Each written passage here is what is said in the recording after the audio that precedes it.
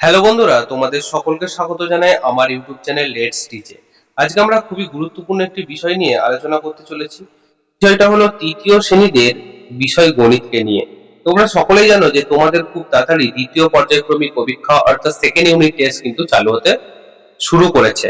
তাই অতি অবশ্যই তোমাদেরকে এখন একটাই কাজ হলো এই সকল প্রশ্নগুলোকে বেশি বেশি করে দেখা এবং ভালো করে খাতায় লিখে লিখে প্র্যাকটিস করা। ভিডিওটা যদি ভালো লাগে অবশ্যই চ্যানেলটিকে সাবস্ক্রাইব করো, ভিডিওটিকে লাইক করো। তুমি যেমন দেখছো তোমার বন্ধুর মাঝে ভিডিওটিকে শেয়ার করে দাও। তাহলে শুরু করা যাক আজকের আমাদের মূল বিষয়টিকে নিয়ে।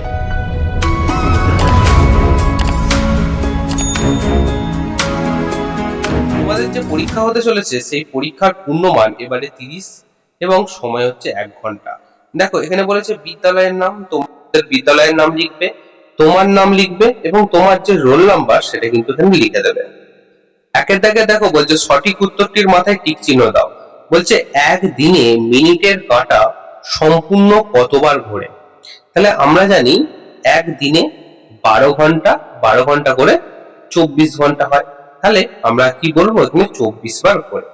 পৌনে সাতটার অর্থ কি? পৌনে সাতটার অর্থ হলো 6টা 45 মিনিট। ভাগশেষ সবসময় ভাজকের থেকে কি হবে? ছোট হবে। কোন সংখ্যার এককের ঘরে 1 থাকলে সংখ্যাটি 2 দ্বারা বিভাজ্য হবে, হবে না, নাকি হতেও পারে। মনে রাখবে 2 এর নামটাতে যেগুলো পাবো সেইগুলোই কিন্তু এককের ঘরে সেই সংখ্যা থাকলেই তা কিন্তু 2 দিয়ে ভাগ যাবে।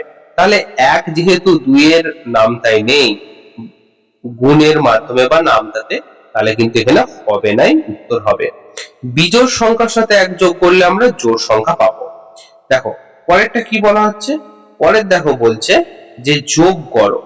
ঠিক আছে, আচ্ছা 20 টাকা 50 পয়সা এবং 19 টাকা 50 পয়সা আমরা যোগ করছি। দেখো শূন্য নামলো, 5 আর 5 এ 10, আমরা 10 লিখে দেব এবং 9 আর 2 এর 1 এ 3, তাহলে হলো দেখো 39 টাকা 100 পয়সা। এবারে এখানে একটা ব্যাপার আছে, যেহেতু এটা 100 পয়সা আছে সেটাকে এদিকে কি করব আমরা টাকায় পাঠিয়ে দেব। তাহলে 39 আর 100 পয়সা মানে 1 টাকা, তাহলে উত্তরটা কত হবে আমার? 40 টাকা।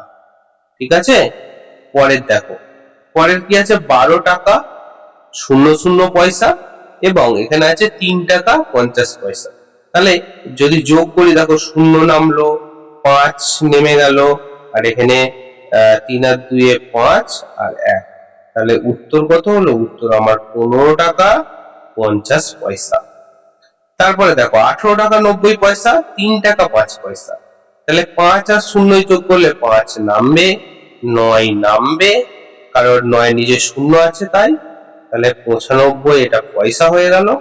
8 আর 3 এ 11, 1 হাতে থাকে 1, 1 আর 1 এ 2, অর্থাৎ 21 টাকা 95 পয়সা হলো পরেরটা উত্তর।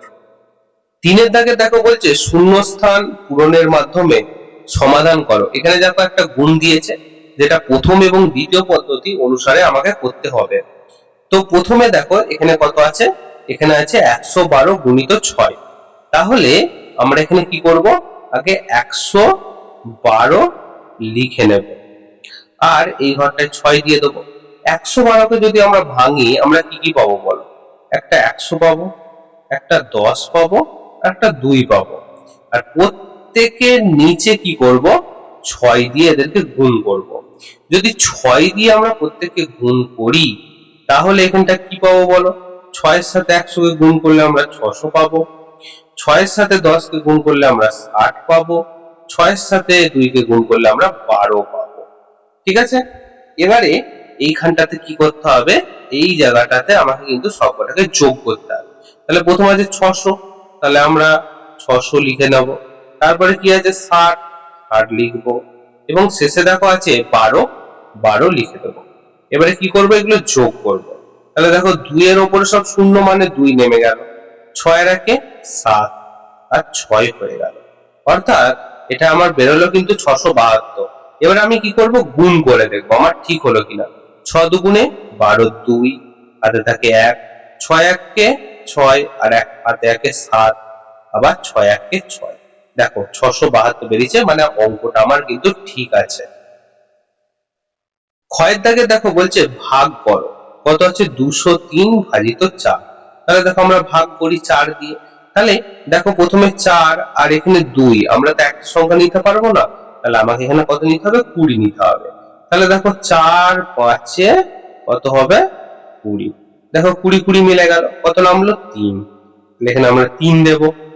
এবারে 4 কে তো 3 দিয়ে ভাগ করতে পারবো না, তাহলে আমরা এখানে একটা শূন্য দেব, নিচে শূন্য লিখবো এবং 3 কে নামিয়ে দেবো। তাহলে আমরা এখানে দেখতে পাচ্ছি এখানে ভাগফলটা বেরোচ্ছে 50 এবং ভাগশেষ বেরোচ্ছে কিন্তু 3। তাহলে এখানে ভাজ্য কত, ভাজ্য সমান 4 গুণিত ভাজক কি আছে 4 গুণিত ভাগফল যুক্ত ভাগশেষ। তাহলে ভাগফল হচ্ছে আমার 50 আর ভাগশেষ কি আছে 3। তাহলে 4 আর 50 গুণ করলে হলো 200 আর 3 যোগ করলে হয়ে গেল আমার 203। তাহলে বুঝতে পারলে অঙ্কটা এইভাবে তোমাদের করতে হবে। পরের দেখো বলছে ভাজ্য ভাজক ভাগফল ও ভাগশেষ নির্ণয় করো। তাহলে প্রথমে ভাগ করতে বলছে, আগে আমরা ভাগ করি। 706 কত দিয়ে 7 দিয়ে, 7 1 7, শূন্য নামলো, এখানে একটা আমরা শূন্য খাইয়ে দেব, শূন্য শূন্য মিলে গেল, 6 নামলো, আবার একটা শূন্য খাওয়াবো, এই শূন্য খাওয়াবো, 6 নামলো। তাহলে যদি বলে এখানে ভাজ্য কত, ভাজ্য হলো এইটা, ঠিক আছে। এটা 7 কে বলা হচ্ছে ভাজক। 100টা কি, 100টা হলো ভাগফল, আর 6টা কি, 6টা হলো ভাগ শেষ, ঠিক আছে। তাহলে উত্তর পেয়ে গেলাম আমরা। আচ্ছা পরেরটা দেখি কত আছে, 805 আছে, 8 দিয়ে ভাগ করো। একই রকম ভাবে 8 1 কে 8, শূন্য নামলো, এখানে শূন্য খাওয়ালাম, মিলে গেল। 5 নামলো, এখানে একটা শূন্য খাওয়াবো, এখানে শূন্য খাওয়াবো, 5 নেমে গেল।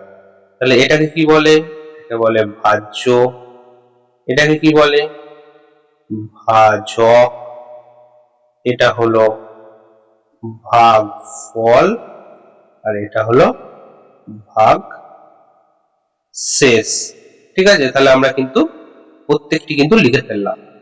পাঁচেরটা দেখো কি বলছে, পাঁচেরটা বলছে ভাষায় লেখা অঙ্কগুলোকে সমাধান করো। দিদিমণি ক্লাসে 285টি খাতা নিয়ে এলেন, প্রত্যেককে 7টি করে খাতা দেবেন, কজনকে খাতা দিতে পারবেন, কতগুলো খাতা দিদিমণির কাছে পড়ে থাকবে। তাহলে সমান ভাগে যখনই বলছে তাহলেই বুঝতে হবে আমাকে ভাগ করতে বলছে। তাহলে 285 সাথে 7 দিয়ে ভাগ করব। 7 নামটা পড়ে দেখবে 4 7 হবে 28, তাহলে 28 বেরোলো আমার। 5 নামলো, এখানে একটা শূন্য খাওয়াবো, 5 এর নিচে দেবো এবং 5 বেরিয়ে যাবে। তাহলে দিদিমণি প্রত্যেককে বা কতজনকে খাতা দেবেন, তাহলে অতএব লিখবো 40 জনকে দেবেন। আর কতগুলো পড়ে থাকবে, পড়ে থাকবে 5টি খাতা পড়ে থাকবে, 5টি খাতা কিন্তু এখানে পড়ে থাকবে। ক্ষয়েরটা দেখো বলছে দীপু 15 জোড়া মোজা বাজার থেকে কিনে আনলো, 6 জোড়া মোজা কাকিমাকে দিয়ে দিল, দীপুর কাছে এখন কয়টি মোজা রইলো। তাহলে প্রথমে জানতে হবে তোমাকে এক জোড়া সমান কতগুলো, এক জোড়া সমান 2টি, আমরা জানি। তাহলে 15 জোড়া মানে 15 গুণিত 2, তাহলে 15 সাথে 2 কে গুণ করলে কত হবে 30টি, ঠিক আছে। তারপরে কি বলেছে 6 জোড়া, একই রকম ভাবে 6 গুণিত 2 মানে 12টি। এবারে কি বলছে, তাহলে এখন কটা মোজা রইলো, তাহলে এখন মোট কতগুলো মোজা রইলো, তাহলে আমরা পেয়েছি 30 আর 12 সমান যোগ করলে হবে 42টি মোজা আছে, 42টি মোজা রইল, ঠিক আছে, 42টি মোজা রইল। এবারে এখন যদি তোমাকে এটা যেটা বলেছে যে এখন কতগুলো রইল, 42টি মোজা রইল, ঠিক আছে। পরের প্রশ্ন বলছে গোপাল দাদু গোপাকে 40 টাকা 50 পয়সা দিলে। গোপা 7 টাকা 50 পয়সায় ফুচকা 5 টাকার আলুর কাবলি খেয়েছে, তাহলে এখন ওর কাছে কত টাকা আছে? তাহলে আগে ওকে দিয়েছে 40 টাকা 50 পয়সা, সেটা আমরা পরে করব। আগে কি কি খেয়েছে দেখো, খেয়েছে ফুচকা। ফুচকা কি খেয়েছে? 7 টাকা 50 পয়সা। আর আলু কাবলি, আমি জাস্ট আলু লিখে দিচ্ছি, আলু কাবলি খেয়েছে 5 টাকা 5 টাকার খেয়েছে, তাহলে বাদ বাকিটাকে আমরা শূন্য করে দেবো, 0 পয়সা। তাহলে আগে টোটালটা আমাকে যোগ করবো, তাহলে 0 নামলো, 5 নামলো, 12, তাহলে উত্তর পেলাম আমরা 12 টাকা 50 পয়সা ও খেয়ে নিয়েছে। তাহলে আগে কত টাকা ছিল ওর কাছে? ওর কাছে ছিল 40 টাকা 50 পয়সা। এখন কত আছে? এখন খরচ হয়ে গেছে ওর কাছে 12 টাকা 50 পয়সা। তাহলে কি করব? এটাকে বিয়োগ করব। তাহলে দেখো উপরেও 50 নিচেও 50, তাহলে কাটাকাটি গেল, মানে 0 0 হয়ে গেল। এবারে দেখো 2 এর উপরে 0 আছে, মানে 2 কয়লে 10, 2 এর পর 3 4 5 6 7 8 9 10, অর্থাৎ 8। হাতে 1 থাকবে, সেই একটা নিচে একটার সাথে যোগ হবে, 1 আর 1 2, 2 কয়লে 4, কত 2। তাহলে উত্তর পাওয়া গেল যে তার কাছে এখন কত টাকা আছে? তার কাছে এখন 28 টাকা আছে, 28 টাকা। একটি গ্রামের প্রত্যেককে পরিবারকে 2 কেজি করে চাল দেওয়া হয়, মোট 30 কেজি চাল পাঠানো হলো, কতগুলো পরিবার সমান ভাগে ভাগ করে চালটা পাবে? তাহলে 30 কেজি চাল সমান ভাগে ভাগ, মানে 2 দিয়ে ভাগ করতে হবে, 2 1 কে 2, 1 হলো, 0 নামলো, 5 দুগুণে 10, 0 নামলো, 0 পেল, মিলে গেল। তাহলে সঠিক উত্তরটি কি হলো? কতগুলো পরিবার সমান ভাগে পাবে? 150 টি পরিবার সমানভাবে পাবে।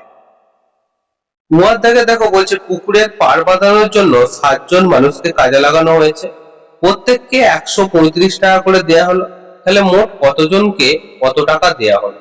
তাহলে প্রত্যেককে 135, 7 জন মানে অনেক টাকা হবে, তাহলে আমরা জাস্ট কি করব? গুণ করব 7 দিয়ে।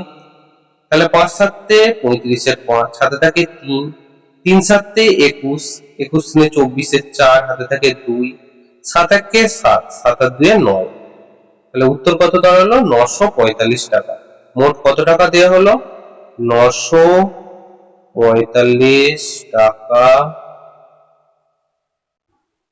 দেওয়া হলো। 6 দাগে দেখো বলছে যে বিন্যাস দেখে পরের ছবি আঁকো। দেখো প্রথমে এই দিকে তীর চিহ্নটা আছে, অর্থাৎ ডান দিকে, তারপর নিচের দিকে নেমে গেছে, তারপর বাঁ দিকে গেছে, তাহলে নিশ্চয়ই এইটা ঠিক বিপরীতটা এই দিকটাই হবে, তাহলে বিপরীতটা কি হবে? উপরের দিকে উঠবে। ঠিক আছে, পরেরটা দেখো, পরেরটা কি আছে? আমরা স্টারটাকে লক্ষ্য করব, বা তোমরা তোমাদের মতো জিনিসটাকে লক্ষ্য করবে। দেখো ভালো করে, যদি আমরা স্টারটাকে দেখি, তাহলে স্টার এখানটাই ছিল, তারপরের ছবিটা দেখো এই দিকে হয়েছে, অর্থাৎ ও কি করছে? এই দিক থেকে এদিকে চলে গেল, মানে অর্থাৎ উপর থেকে নিচের দিকে বাঁ দিক দিয়ে ঘুরছে। সেটা কি হলো? সেটা আবার এইখান থেকে এদিকে এলো, তার মানে এদিক থেকে এদিকে এলো। স্টারটা এবারে কোথায় হবে?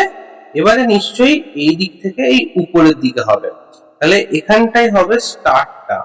ঠিক আছে, তাহলে উপরের দিকে কি হবে? উপরের দিকে হবে 4 চৌকো ঘরটা, তারপরে দেখো এইখানটায় হবে গোল, এখানটায় হবে ত্রিভুজটা। ঠিক আছে, দেখো তাহলে আমরা বিন্যাসটা কিন্তু সুন্দর করে সাজিয়ে ফেললাম। তাহলে বন্ধুরা, আজকে আমরা তৃতীয় শ্রেণীদের বিষয় গণিতটিকে নিয়ে আলোচনা করলাম। প্রত্যেকটি প্রশ্ন খুবই অথেন্টিক এবং 100% কমন যোগ্য, কারণ বিগত বছরের পর্ষদ থেকে সংগৃহীত। তাই অতি অবশ্যই যদি ভিডিওটা ভালো লাগে চ্যানেলটিকে সাবস্ক্রাইব করো, ভিডিওটিকে লাইক করো। দেখা হচ্ছে অন্য কোনো ভিডিওতে, অন্য কোনো দিন। আপনারা thanks for watching, best of luck.